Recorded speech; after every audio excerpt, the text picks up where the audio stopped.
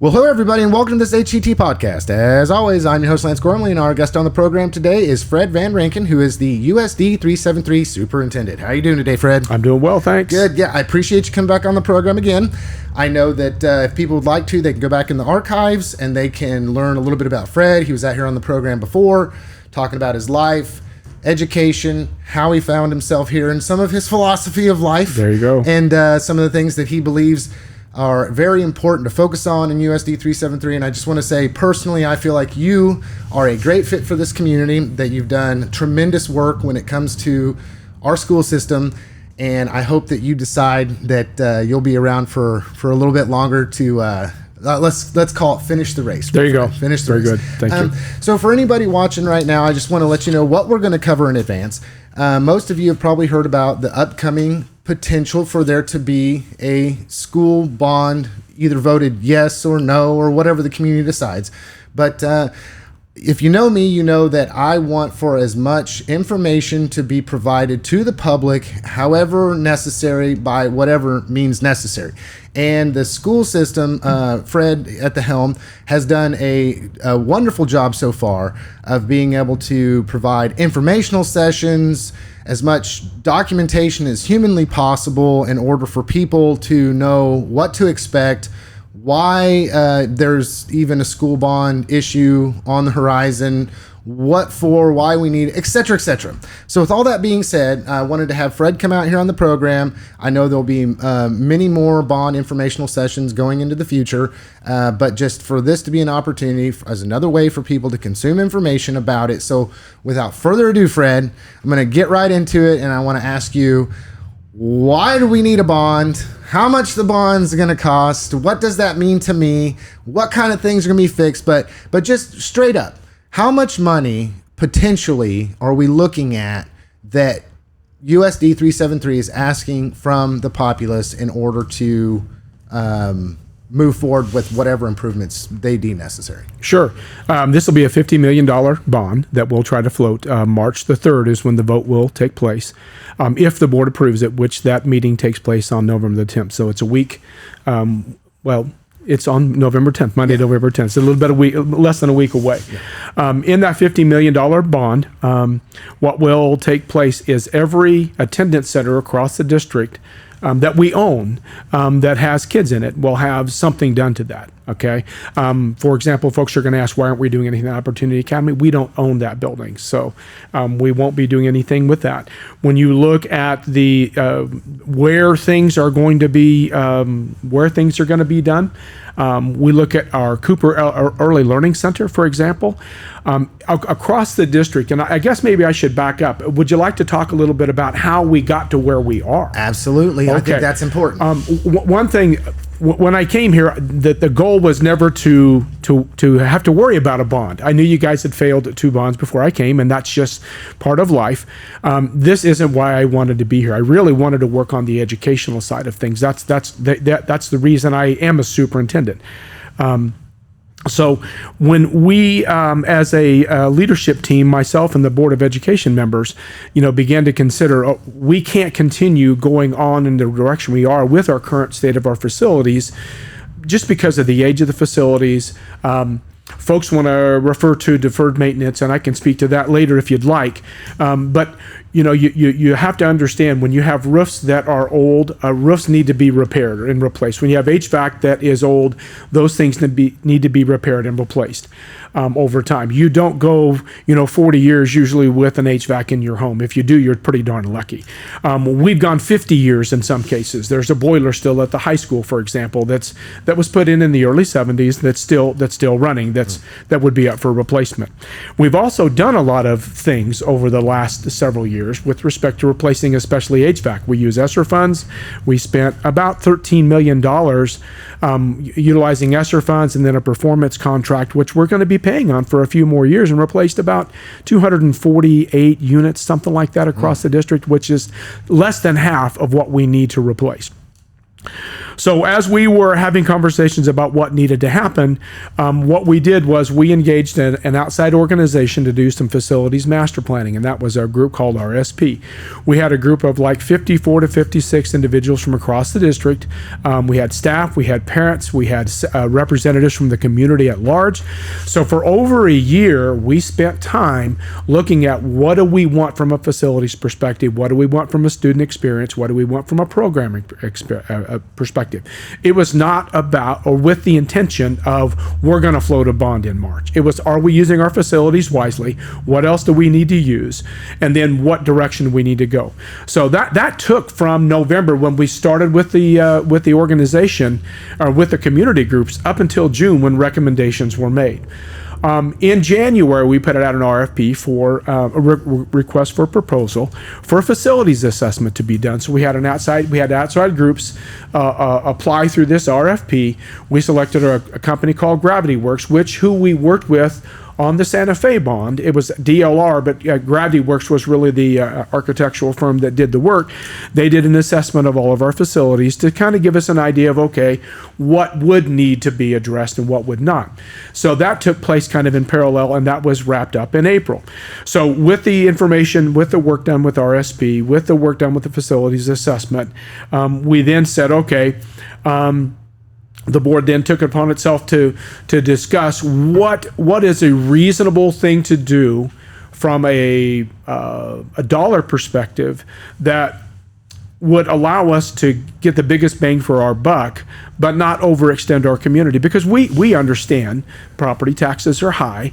We understand just taxes in general. We understand the general demeanor of the economy. There's a lot of fear out there, a lot of angst and anxiety about what direction are we going, and so on and so forth. And that's always going to be present. So we wanted to be mindful of that. So in July of this past year, based upon the recommendation from the RSP study, based upon the information we had from the facilities assessment, let's go out to our public and ask for no more than $50 million. Okay, so that's when we engaged the architectural firm of Schaefer to help us determine, based upon the facilities assessment, based upon the work done with RSP, what's the best way to utilize that $50 million to address our facilities needs and also enhance our programs that we know that we need to enhance to the best of our ability within that dollar amount. So we then took, and the board granted me permission to get a small, we called it a bond development team going, and we had 12 individuals on that bond development team. 11 of the 12 were also involved with that RSP facilities group study, and then also utilizing that information from the facilities assessment. And we spent 4 different meetings working with the architects on different things that allowed us then to come up with what is the bond going to be the bond package. Okay, so I just summarized over a year's worth of work, right, in less than about 3 or 4 minutes. But what that allowed us to do was to then develop what we think is a really good package that's going to provide really necessary enhancements, especially at the secondary level, because we know that there are issues at Newton High School that we need to address from an infrastructure perspective, but also from a programming perspective, and then also deal with some of the other needs. So when you look at in each one of the buildings, at Cooper Early Learning Center, for example, there's no storm shelter there. We have a basement, but that's not really a qualified storm shelter. And if you ever want to go take a look at that, I'll be glad to take you over to the basement. I don't even want to go down there too bad, and I'm not that scared of that kind of stuff, right? So it's an old, damp, dark space downstairs. And it's not a bona fide storm shelter. If you were to have something happen, if you were to have the upper level come down on those kids, obviously we don't want that kind of stuff to take place. So there's going to be at Cooper Early Learning Center, there's going to be a storm shelter built up on the southeast side of the facility. So it'll be in one of the playground areas on the southeast side and part of that parking lot that'll house all of the adults and students in that building if there were a storm. There'll be an additional classroom space and a larger conference room space. Then obviously bathrooms in there because you have to have those with the storm shelter. Now these are approved storm shelters, but they're not FEMA rated storm shelters, and that's going to be all across the district. So, and then there'll also be some security upgrades. That's going to happen throughout the district. And when I say security upgrades, that will go from anything from intruder locks on the inside of our doors. When you start thinking about little things like that, why is that a big deal? Well, in most schools that were built, have not been built within the last even 5 years, but assure within the last 10 years, your doors going in and out of classrooms, they lock from the outside. They don't lock from the inside. Well, in our current society, you want to have the ability to be able to lock those doors from the inside. Think about that from the perspective of 9 attendance centers across our district, hundreds and hundreds and hundreds of doors. Okay, that's thousands and thousands and thousands of dollars. So that's going to be throughout the district, those upgrades. We're also going to replace, there's an old slate roof there at Cooper, just like there is at our central office. We've got our bang for that buck because that was built in the 1930s. So that slate roof is going to be removed and replaced with something similar to what the new slate roof or the new composite roof, which is a faux slate roof on the newer section. Then we're also going to have HVAC work done there. At each one of our elementaries, those are Northridge, South Breeze, Sunset, and Slate Creek. When those areas were either added onto, renovated, or when they were built, the gymnasiums at Northridge, at South Breeze, and at Sunset, those were kind of set up as storm shelters, but they never were set up in a way that's an approved storm shelter, okay? So those enhancements are going to take place within those storm shelters. Slate Creek, it wasn't the gymnasium. There's a couple of classroom areas that are going to have the same type of reinforcement to make them approved storm shelters, okay? They're also going to have some playground updates in each one of those, which that's always an expensive thing to do. And then, as I said, and I'll say it repeat, but I'll say the intruder locks, and then we're going to have roof replacement work too. And just to kind of be clear, what we're going to do with roof and HVAC across the district is that when we had our facilities assessment done, what we did was look at, between now and like 2032, at each one of the roofs, if we were to take every roof over like, say, $75,000 and above, and we replace that with bond dollars, would our capital outlay dollars that we had over the course of the next 5 years, if we set aside $175,000 or $180,000 for capital outlay, could we address the remainder and then get us in a rotation to where it's acceptable? And we can. And with HVAC, we looked at it similarly. We've replaced, essentially, with the exception of like the boiler I said at the high school, those other units that were put in place before 2008, the last larger bond. So what we looked at was, any unit that was $40,000 or above, if we replace those, would our capital outlay with about $130,000 a year would allow us to catch up? Yes, it will. So we're doing that currently. And when you see in November or early December, the capital outlay plan that's coming out, you're going to see set-asides for that we plan to do regardless of the bond, if the bond were to pass. So that's how HVAC will be taken care of across the district.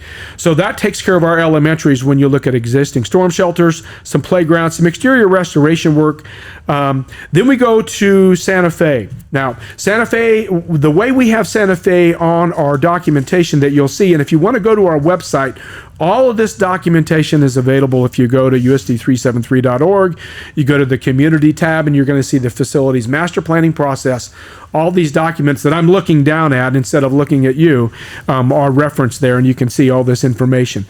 Santa Fe is going to be a little different. We have leftover bond dollars, and we've continued to work on some of the projects at Santa Fe. So when you go look at the documents online, it says we'd spend $787,000 on some additional HVAC, roof replacement, and then intruder locks, like I'll continue to say, and then some. There's actually an ADA emergency upgrade that we have to have on the additional 2 floors, that if there were a fire, that those people would be made accessible. Okay, so we have kind of an antiquated system that's not up to code for fire, but we have adequate storm shelter over there, so that won't be done. But there's a good chance that we're going to use, and we'll be discussing this over the course of the next few months, we're going to use bond dollars to maybe address at least part of the HVAC indoor roof stuff there. So we have some additional project we want to work on there that we weren't able to do until the projects that were approved last fall over at Santa Fe were wrapped up, and there's some sidewalk repairs, which are some pretty high dollar things, and some other stuff, some potential coverings between the buildings so kids don't have to walk in the rain.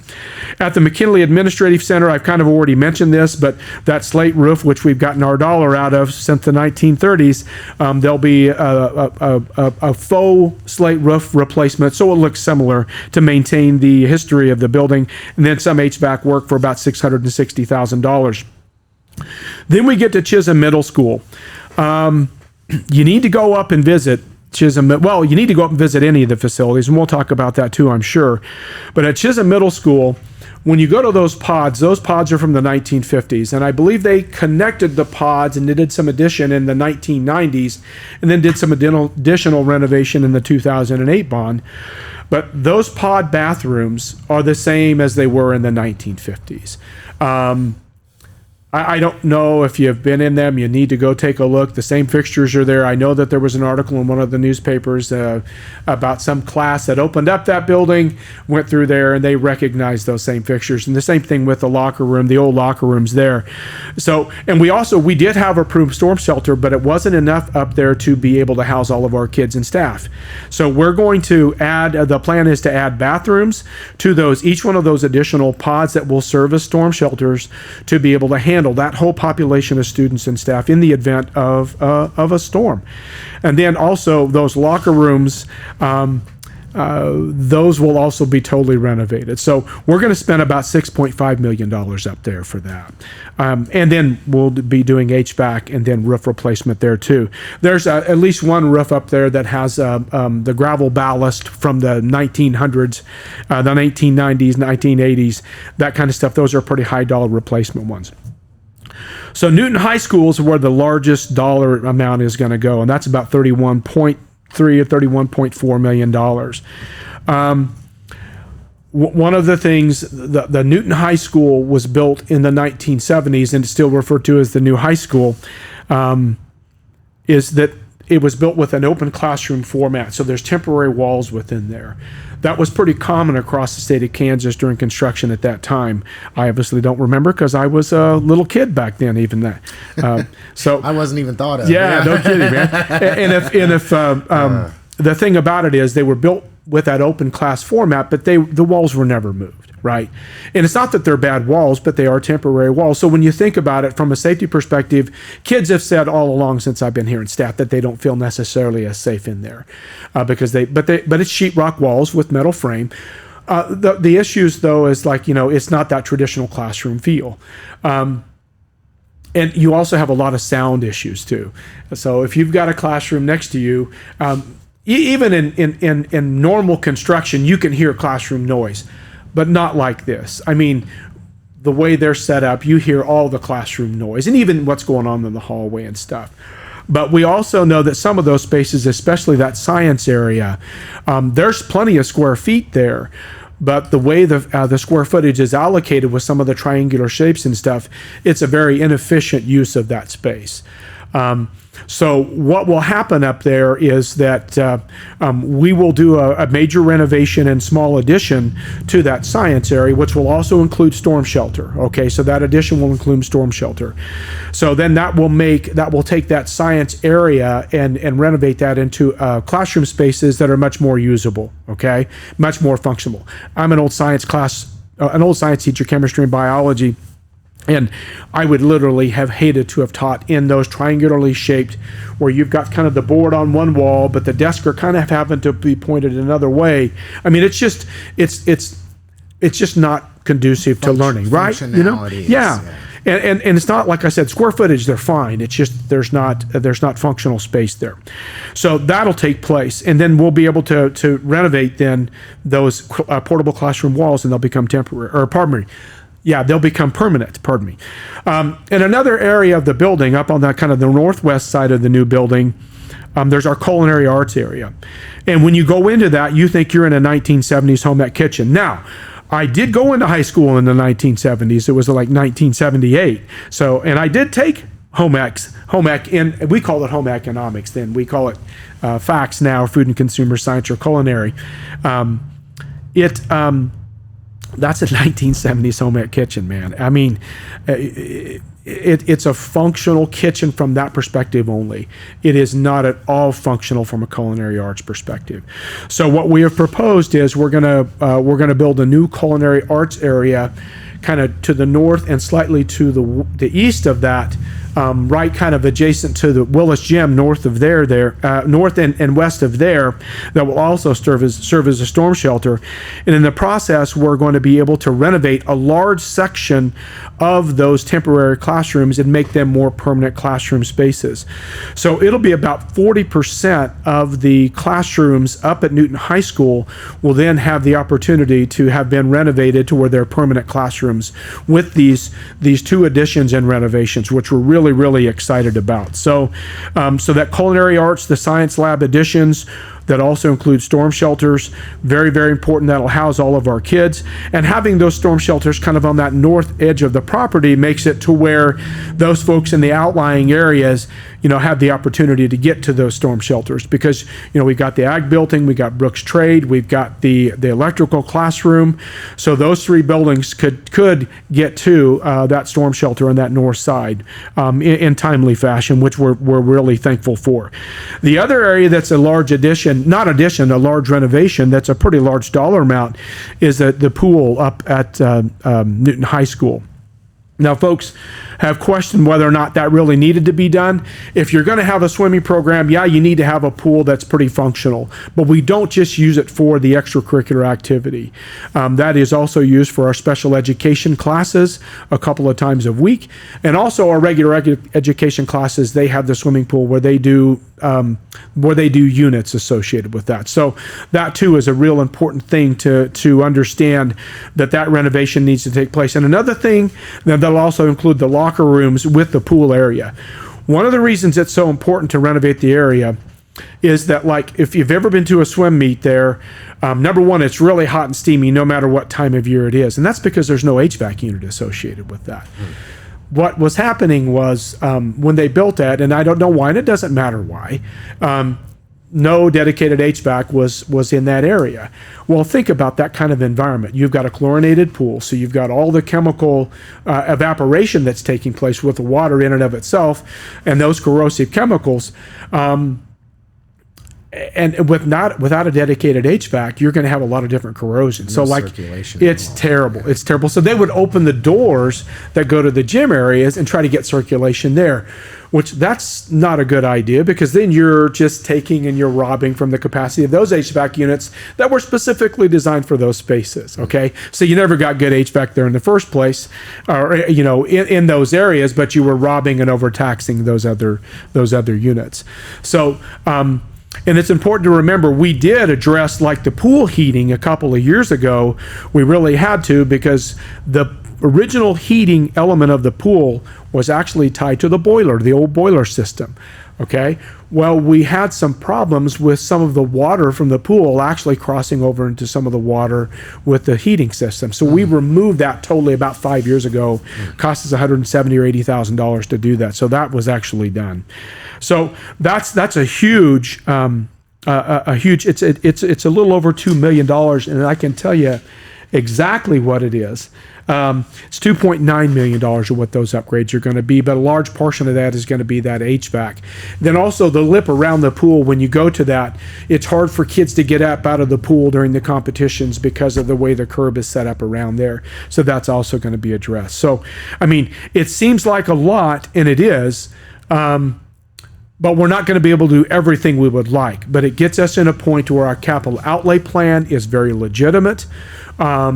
There is also the hope that perhaps down the road we could then look at remodeling some of those other sections of the high school if we have some of the pressure taken off of capital outlay with the things that we're having to do now. So I got a couple questions. Sure. I know when listening and paying attention to some of the things that the public talks about, one thing I'm going to say, my opinion solely, is that many people who are looking at this situation try to make a parallel between their home, right, and then your public entity, which is, and this kind of lead me into the capital outlay. Yeah. And just have you explain a little bit about that. So if I know in 20 years I'm going to need to replace the roof on my house, then I would like to take $200, put it in a savings account, so that way when the time comes, if I had the money to be able to do that, I would be able to just replace my roof as is.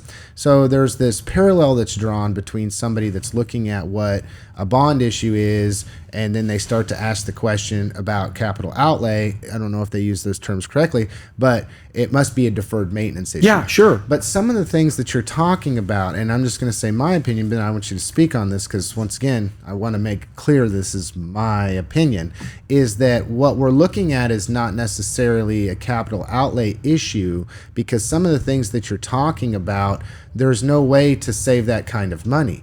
Going back to the parallel of my roof, if it's going to cost me X amount of dollars to replace my roof in 20 years, but I need to save $500 a month, but then I add on my HVAC, which is going to have to be replaced in 10 years or 15 years, I'm going to have to add on another $150 to that. And then all of a sudden, before I know it, well, $1,000 out of my income is supposed to go to saving over the next 20 years in order to replace these things. But that's not necessarily the way we can look at it when it comes to our public institutions. Yeah. Okay. That's it. I There's a threw lot there. at you, No, you know, no. But I'm I'm going to explain this in the same way that I tried to at the last board meeting, and I'm going to try to, and I'll say the same thing because it's true. Okay. You can say all you want that this is deferred maintenance. Some of it is end of life. Your roof only lasts so long. You can say all you want, well, they should have been planning for this. They should have been planning for this. I'm going to tell you, those kids sitting in those buildings right now, that's not their fault that you want to blame previous administrations, previous boards, that stuff wasn't done. And I'm going to say, too, it's also not the fault necessarily of those boards and those superintendents and other administrators and or directors, because being a public entity, we are at the whim of the legislature in terms of what we get funding. And I'm not going to get political here. I'm just going to state the facts to you. You get X amount of dollars. You get X amount of dollars. And when your dollars aren't enough to cover your expenses, you have to make decisions. All right. I have been through, since I've been on the dark side, the administrative side of public education, 3 or 4 rounds of budget cuts. Okay. All right. And people always want to point blame. And and I understand when the economy goes south, you got to do things, okay? Just like refer to your home budget. Yeah, I'm going to set aside $200 for this, but I lost my job. I don't have $200 to set aside, or I had to take a lesser job, or I had to take a pay cut, or whatever it might be. All right. So then you have that perfect storm of, I couldn't do that for 10 years, but I could for the last 5 years, so I'm still $15,000 short to be able to replace that unit, right? So when you start talking about, you want to blame it on the past, blame it all you want on the past. It's not the fault of those kids. It's not the fault of my 6 current board members. It's not the fault of my administration, or my superintendency. It's not the fault of Dr. Hams, Dr. Morton's, whoever it was before. Those folks made the best decisions that they could at the time with the information they had, trying to plan as far along as possible. Through those rounds of budget cuts that took place in the early 2000s, the middle 2000s, 2012 or whatever it might have been, things that were left off were roofs, HVAC, because it's still running. Well, they're big ticket items. You also left out things like professional development, okay? So then you complain about why aren't our teachers, doing better or whatever, right? So you looked at those things. Because that bus is running, we're not going to replace it this year. Because that HVAC's running, we're not going to replace it this year, so on and so forth. That roof's not leaking, okay? Or we're just going to patch it. All right. So then it becomes kind of a snowball, and we get in the situation we're on now. You can say it's deferred maintenance all you want. All right. And I'm going to tell you, it's end of life. All right. And there was no way to be able to adequately plan for that based upon the budgetary situations each one of those boards and administrations faced without doing so at the expense of kids. Because what did they do? They instead would pay their teachers. What did they do? They would instead make sure that the kids had uniforms or whatever it might be, or books and things of that nature. Heck, even textbooks were cut for many years, and many districts went 7 or 8 years without, purchasing new resources. So I get frustrated when I hear that. You want to blame that. Blame it all you want. All right? You can. I'm going to say then, if you want strong public education, you need to make sure that you're voting for people at the Board of Education level and they're hiring good superintendents. You're voting for people at the legislative level that support public education, that aren't going to look at that as a burden to the system. They look at that as a way to make our system stronger. And I'm not saying education, I'm saying our community systems in our state and our country. So yeah, I don't want to say tired. I get kind of passionate about that. We need, and we need to be held more accountable too. But when you look at fiscal decisions that were made in the past, that is the past. We can do nothing about that now. Well, and it's interesting too, Fred, and I got to say this. If we're looking at a situation today with the knowledge we have today, that doesn't mean that we can shake our fist at a decision that was made in the past. Never. Because, well, we weren't there at that current moment, nor do people, generally speaking, do the kind of research to understand why those decisions were made in the past. And I will never judge those, because I was in those. I was a principal during those times, right? And yeah, we looked, okay, where are we going to cut? All right, I don't want to cut a teacher, so I'll not get that vehicle. That kind of stuff. You made those decisions. The public needs to understand. That's why local control is so important. That's why legislatures properly funding education at levels that every one of their studies said that they're not doing is so important. Get engaged. Come down, see what we're doing. We will show you every document here. I'm looking at 4 different stacks of papers right now to make sure I'm giving you accurate information. We've got all the stuff. We'll be more than happy to show you. And I got to say, Fred, nothing that you mentioned threw any red flags for me. Just me personally. When we're talking about today's environment and the educational system that we are currently having to ensure that our K through 12 are safe, that we have adequate storm shelters. I suppose somebody could say, well, we haven't had a tornado come and blow down a building in history. So, do we really need to spend that money? And I'm thinking of my little one that's like, well, what are we going to do in the event that something does happen? Then we're going to wonder why something. And then you talk about security locks. That's something that, well, I didn't even think about that. You don't think about that unless you're in your position or a position of someone who is tasked with being responsible to keep our kids safe. Just that in general. And then I don't know if I want you to comment on this. You don't have to comment on this, but as I'm thinking as you're talking, and then knowing some of the history behind this, and at times even myself being against a bond, right, that was proposed in the past, okay, for reasons not even worth getting into today, but it's this. I'm seeing a trend here in my community, and it's that we would like to be able to point a finger and say, like, for instance, deferred maintenance. Yeah. But the reality is maybe the finger should not be pointing, that whole, you point one finger at somebody, you got 3 point back at you, with our community being of the mindset that we're not necessarily taking seriously our K through 12 education system and how we want for our children to benefit from their experience. I'm a strong, obviously, believer in public education. I think we need to do things differently. I think I mentioned that when I was on the program before. The reason I stay in the business is I want us to do things better for our kids, and we have the ability to do that. It's a real difficult system to make those changes in, but if you don't have facilities that are at least adequate, because this does not enhance anything other really than the high school science area and the culinary arts, right? Yeah. It really doesn't. Yeah. There could be a whole lot more work that's done. Oh my goodness! When you think about that, we'd love to be able to have more vocational type offerings that are as a middle school, right? Yeah. And we bust those kids up now to the high school for some of those experiences, which is great to be able to do. But think of the logistics associated with that, right? So when you think of on the extracurricular side, our middle school facilities are horrible. I mean, they have no track up there. They take those kids up to high school. Once again, not bad, but you're missing out on practice time to transport kids, right? I mean, that kind of stuff. So, I mean, there's a lot of things we're not doing with this bond that we'd love to be able to do, but we have to remember, we have a large part of our community that, the median salary, and this is an inaccurate number, but it's close enough to be in the ballpark. When the RSP has done RSP did their work, and we've had them do 3 different enrollment analyses over the course of the last few years. The median salary here was in the 50,000s, right? You go 15 miles south, it was like 72,000 at Valley Center in Park City, right?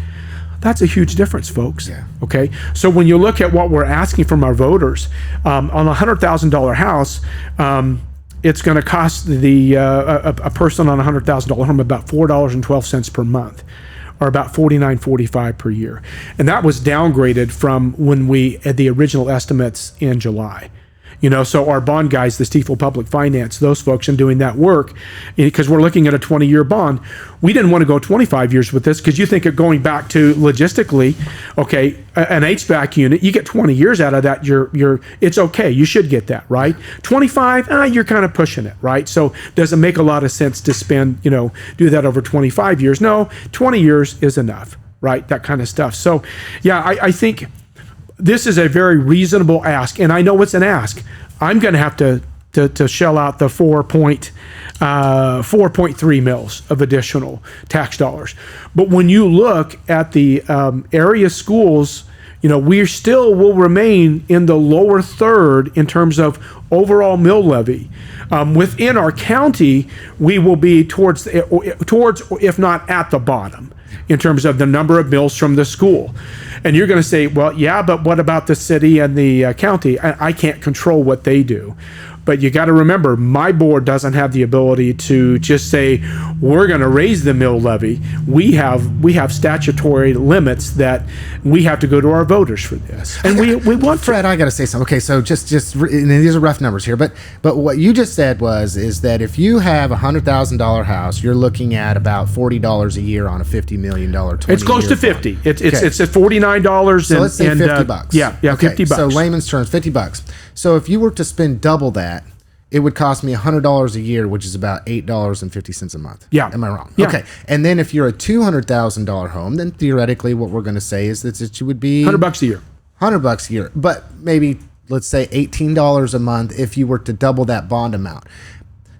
One thing that's always been very difficult for me to understand is I know that, let's say that's $10 a month that you're spending, which people seem to really get up in arms about. But think about how many other ways you spend $10. Yeah. I mean, if I can go get a Starbucks coffee, or we're not talking about a whole lot of money out of an individual's pocket to have a robust, well-funded school system.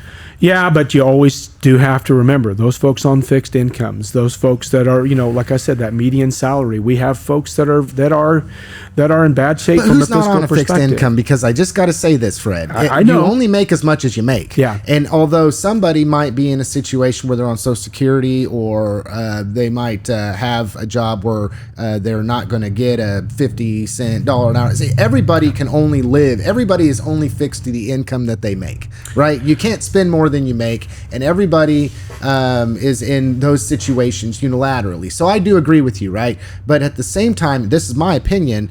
We're sitting here looking at this is how public entities operate, and I'm just looking at those numbers and I'm thinking to myself, okay, let's take a step back and let's look at all the different ways that we individually spend $8 or $10 a month. And you can't pull a $10 bill out of your pocket per month. I'm just gonna say that's my opinion. So, I want to ask a couple other questions. Sure. Low hanging fruit. Okay, so let me go back to what you just said. Yes, though. yes, Fred. Budgets are priorities. Budgets are your priorities in life. All right. What do you prioritize? That's all there is to it. I mean, do you want to have viable schools? Do you want to have strong public schools? Budgets are priorities. So going back to what I said earlier, get engaged. You want to help us? Help us. Yeah.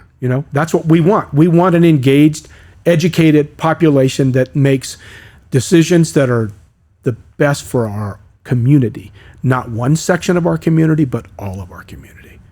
And the future is in those buildings. Yeah, and I know we don't have a lot of time for the interview, so I apologize for taking it away from you. And I know that you had mentioned that people can go back and they can look at this information. I want people to do their due diligence and look at that. When they see these bond informational sessions come up, go to them, folks. Do it. Fred said, go and look at. It doesn't. You can do it from your home, a computer in your home. You can go look and you can click on it or whatever the case may be to get as much information as humanly possible. But there's two things that I want to ask you before we move into just having you give the final word. And I would say that because we don't have a lot of time, that I hope that as we progress down this road that you'll come back out here 100%. Again and explain more in detail about questions that might crop up. But two things that I know are going to happen because I've seen and watched other bonds and other communities fail. And it's always goes back to the same two things.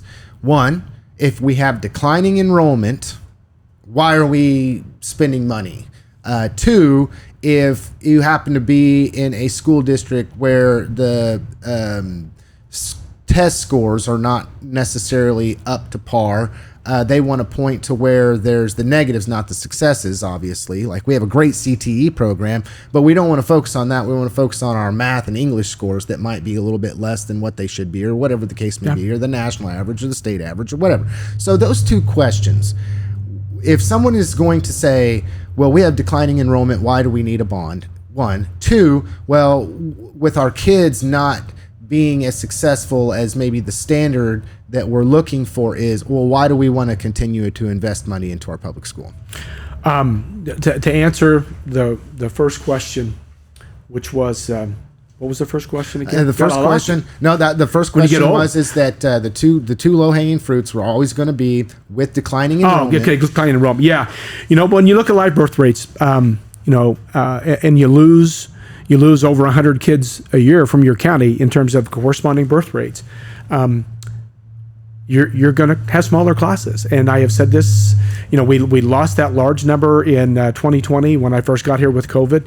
We lost over 240 or 50 kids. We never recovered those kids back in the system, which obviously we're very disappointed about. But when you lose that many kids and then you have 100 less born every year, you're going to have a corresponding lower amount in your school. That's just going to happen. But when one of your kids, you got 5 kids, one of your kids go off to college, do you then sell the car? Do you get a smaller car? You're not going to, if you've got that car paid for, going to go out and buy another car, right? You still have in your house during that time too roofs to pay for, right? You still got your HVAC to pay for. You want to make sure that you're staying up to where those things are still functional. Okay, so that's the answer to that question. With declining enrollment, yeah, we'd love to have more kids. Part of the reason we want to make sure, when you look at all of our area schools, they've all passed bonds recently that we're competing directly against for kids. They're trying to enhance programs. We have to do some of those same things. So, and I don't believe in keeping up with the Joneses at all, but I just want to have adequate facilities to provide for our students. When you start talking about the test score issues and stuff like that, and we're trying to address those. We've got a professional learning community initiative, which we're trying to get our system to act more in a team-like fashion rather than having independent contractors as teachers. That's very difficult to do sometimes. A lot of our groups have embraced those, especially at our elementary level, tremendously well. I know that like this past year, our goal has been to decrease the percentage of students in level 1. And I know it was a new test and new cut scores were established, but we did so in level 1 by over 10% in English language arts and 5% in mathematics. So we're very, very excited about that. Once again, budgets are priorities. What do you want to prioritize? Do you want to have a strong public school system in Newton? Or do you want to have the strong schools supposedly in those other outlying areas? You take the demographics, the percentages, and you put them in those other school systems, their scores will be different too. And it's not to say anything negative. That's just what the statistics will show you. All right. But that's why we've got to continue to work to get stronger. And I'll say this too. We say we don't have any success in our schools. Baloney. Look at our CTE scholars. I've said this many times in many venues. How many of our other area-wide schools have had a presidential scholar within the last 3 years? None. Okay. 2 years ago, we had one. The only public school kid in the state of Kansas. There were 3. 2 were in private schools. We had the other one. So our kids perform well. We've got to continue to close the gap between the students that are performing at high levels and those that are not. So, and that's what we're doing and that's why this stuff to me is not fun. That stuff is fun, working on the education side. I got to say, before I give you the last word, Fred, it's, I'm like you. It's not necessarily keeping up with the Joneses, but looking at what other communities that surround us in our region offer. And man, there's some great schools in some outlying communities, Fred. I mean, that are their communities are ensuring that they have adequate K through 12. They support their K through 12. Valley Center comes to mind. I mean, they are all around their K through 12 system. They take pride in school pride. They have a community culture that really supports their youth. And I know that we are working in our community for that to be the case. And I'm just asking myself, if this not one more step in the right direction. So with that being said, I just want to give you the opportunity to have the last word, speak directly to the hearts and minds of everybody listening, knowing that we will continue this conversation later, Fred. Sure. Hey, get engaged, folks. We had 2 public informational sessions. We'll have many, many more. To be very honest, we only had about 20 or 30 people at those 2 combined in those 2 public informational sessions. I know people are busy. We will have several more. If there's an organization or a group or that you would like for us to come out and just go over what the bond is about, that's all I'm trying to tell you is this is what we're doing, right? You have to make that decision. We are more than happy to do so. We will have more, like I said, open informational sessions related to the bond. Get engaged in your school community. Get engaged in your community. This local, the way we treat our local community, those are the people that we rely on. When things are hard, we don't rely on people in Topeka. We can't, okay? We have to rely on the people here in our community. So what is it do you support? Reach out to us. We want to come and talk to you. We'll show you what we're trying to do. I cannot try to say, convince you to vote one way or the other. All I'm going to do is present you with the information. You got to make the decision, but get engaged. I really made that point at the last board meeting when there was a conversation about a deferred maintenance. Get engaged. Become a board member. Get on the city council. Get on the, volunteer at your schools, whatever it is. Get on the site councils. Get engaged in the public. That way you know what's going on. That way you don't, when it comes time to go to a ballot, you don't have to say, oh my God, I had no idea this was happening. Because I hear that all the time. We didn't even know you were thinking about this. And I'm going, and so that's my fault. We've got to figure out a way to get better in terms of communicating. So I'm excited about this. I'm always nervous. I feel good about what we've done, but I will feel better on March the 4th because the vote is on March the 3rd. One way or the other, we'll feel better because we know then what it is we have to do. Yeah. Right on. You're a man of action. I know you to be a man of action. So I just want to thank everybody for listening to this HCTalk podcast. As always, I was your host, Lance Gormley, and our special guest once again on the program was Fred Raken, who is the USD 373 Superintendent, and we appreciate you, Fred. Thank you. Take care, folks.